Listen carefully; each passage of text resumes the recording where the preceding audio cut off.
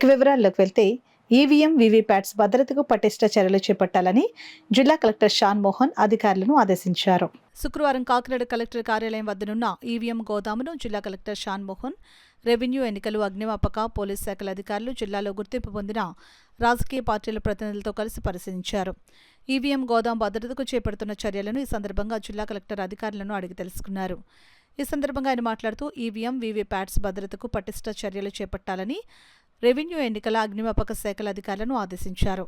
భారత ఎన్నికల సంఘం ఆదేశాల మేరకు ప్రతి నెల ఈవీఎంల గోదామును పరిశీలించి నివేదిక పంపిస్తున్నట్లు ఆయన తెలిపారు. అదేవిధంగా ప్రతి 3 నెలలకు ఒక్కసారి జిల్లాలోని గుర్తింపు పొందిన వివిధ రాజకీయ పార్టీల ప్రతినిధులతో గోదామును పరిశీలించడం జరుగుతుందని జిల్లా కలెక్టర్ వెల్లడించారు. ఈ పరిశీలనలో జిల్లా కలెక్టర్ వెంట జిల్లా రెవెన్యూ అధికారి జె వెంకట్రావు, జిల్లా అగ్నిమాపక అధికారి PVS Rajesh, Kakinada RTO S Mallibabu, Kakinada urban తహసీల్దార్ వి జితేంద్ర, కలెక్టరేట్ ఎన్నికల విభాగం డీటీ ఎం జగన్నాథం, రాజకీయ పార్టీల ప్రతినిధులు G Saibaba, S Apparao, B Jayaprakash, ఇతర అధికారులు తదితరులు పాల్గొన్నారు.